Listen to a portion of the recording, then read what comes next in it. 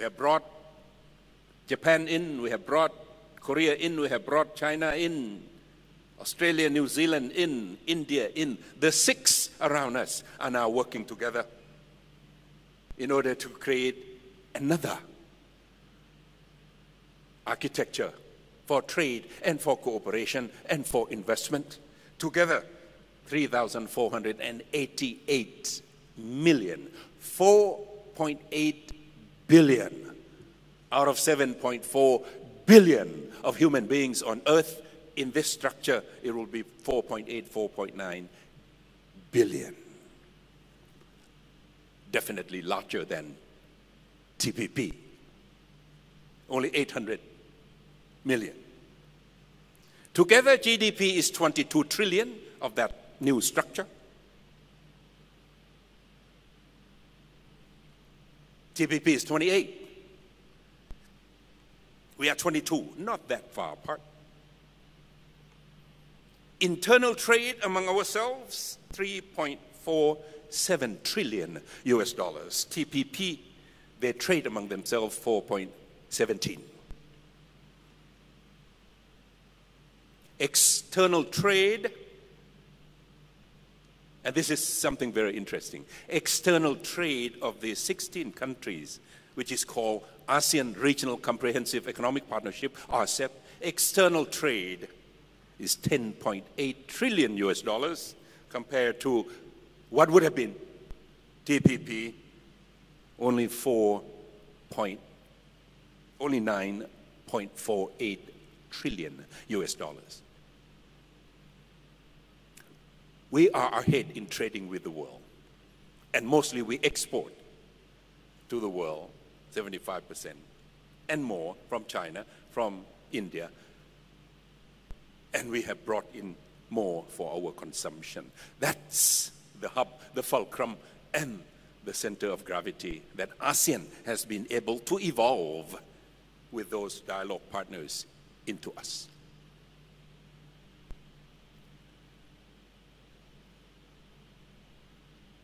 Has the past been always rosy? Has the past been always successful? Has the past 50 years been always productive, positive, and constructive? I would say not all of them.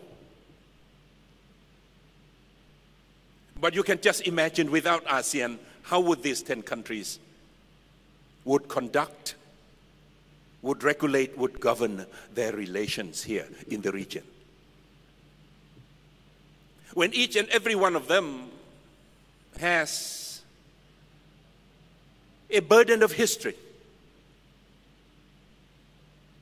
has historical memories, narratives, and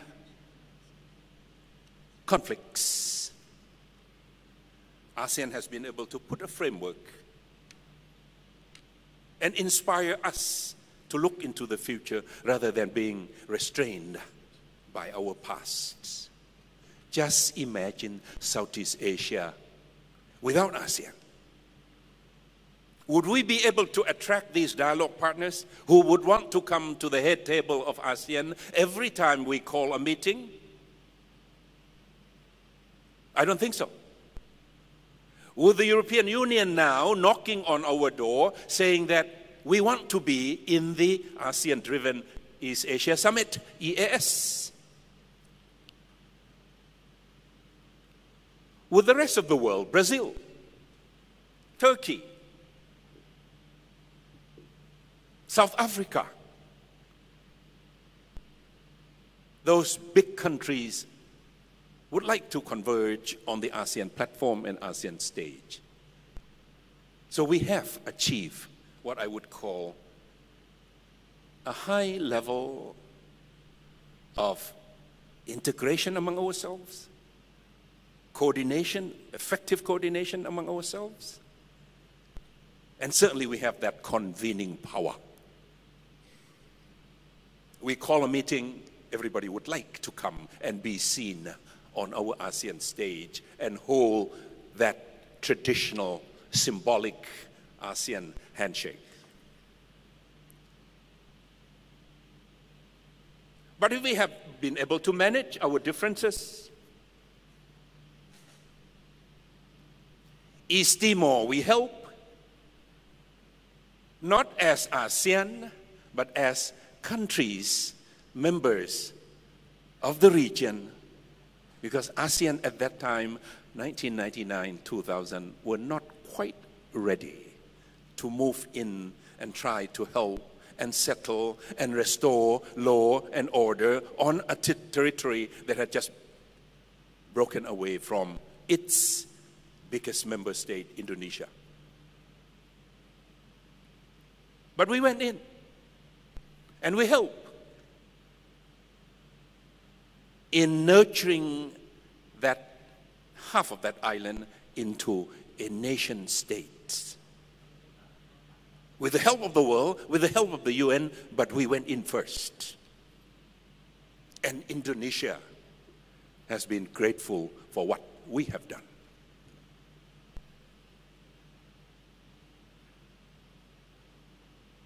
Thailand and Cambodia, well, I mean, Malaysia and the Philippines, the counterclaims over Sabah has been dormant. In other words, leave it to the future.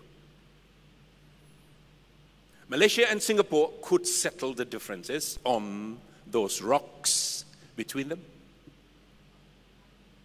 Indonesia and Malaysia have been able to manage the differences on those islands that they have differences.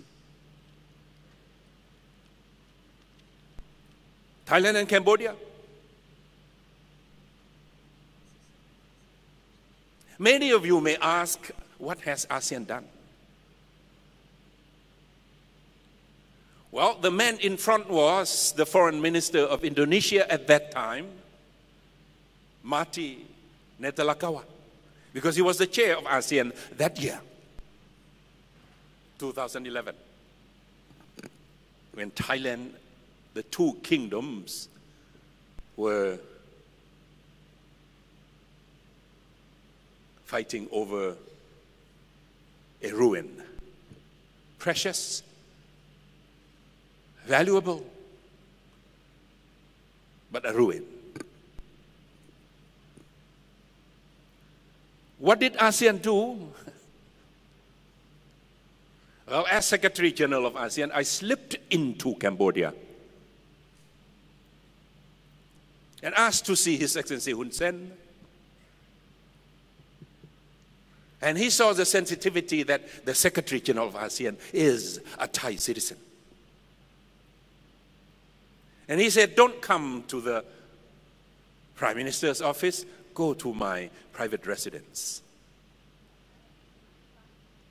It is there when His Excellency Hun Sen and I, as Secretary General of ASEAN, undercover, happened to be Thai citizen, negotiated how the two ambassadors should be sent back to each other's capital. How the troops on both sides should be frozen in their positions, no maneuvering. And how some of the sticky points that have led into this confrontation,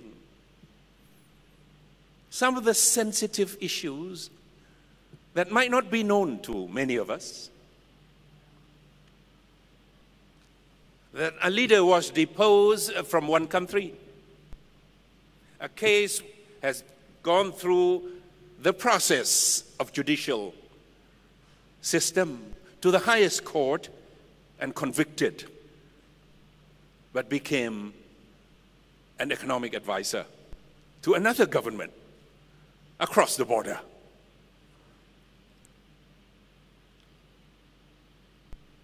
And as Secretary General, fasting because it's Ramadan, Tan Sri Johar, because the cover was for a delegation of Thai Muslims to have iftar with the Cambodian Muslims in Phnom Penh. So you see, my Muslim Islamic dimension could serve ASEAN.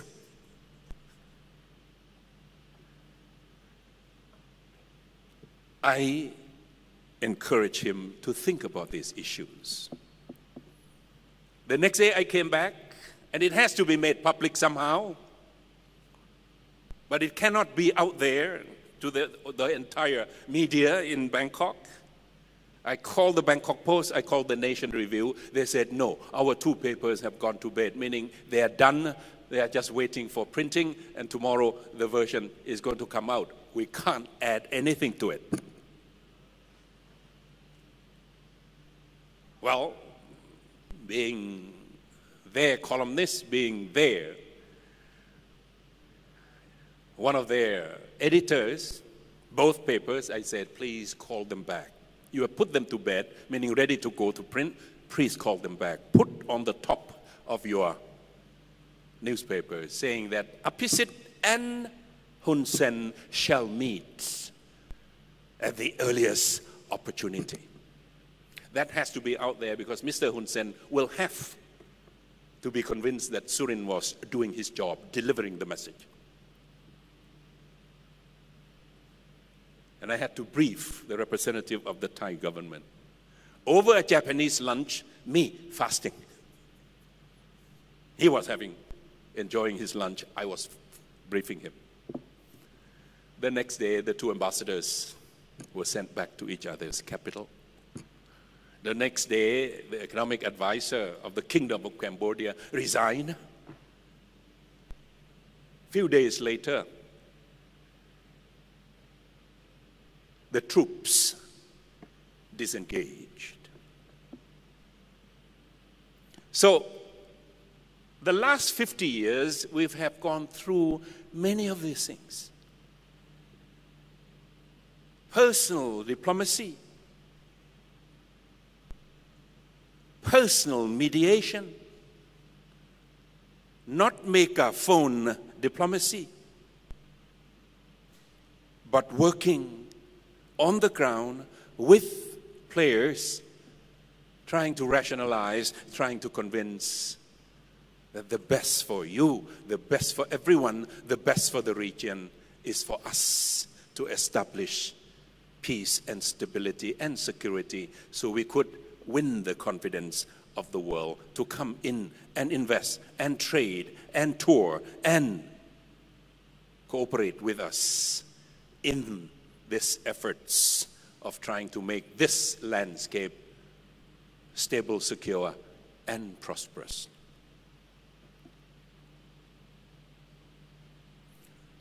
So now we have come to this vision called the ASEAN community.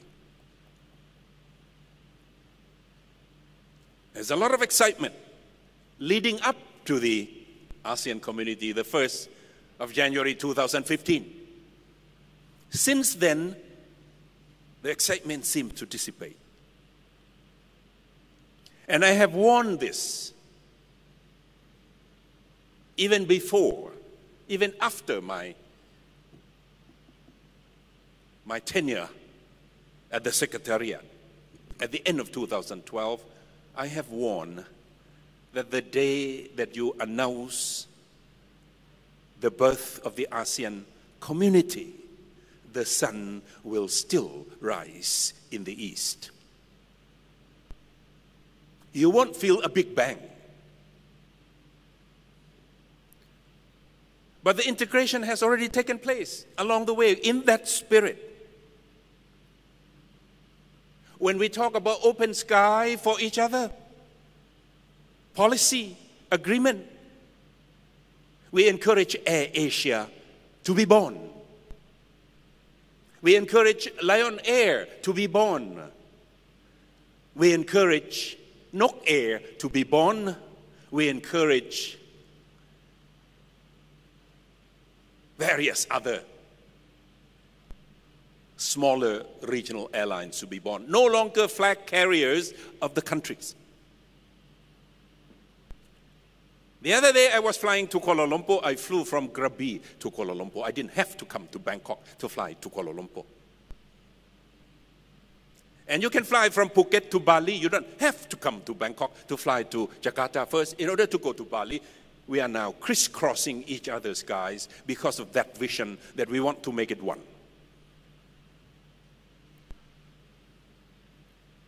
We are now synchronizing our academic calendars so that our students and our faculty members and our academics can move to take advantage of the holidays. Same.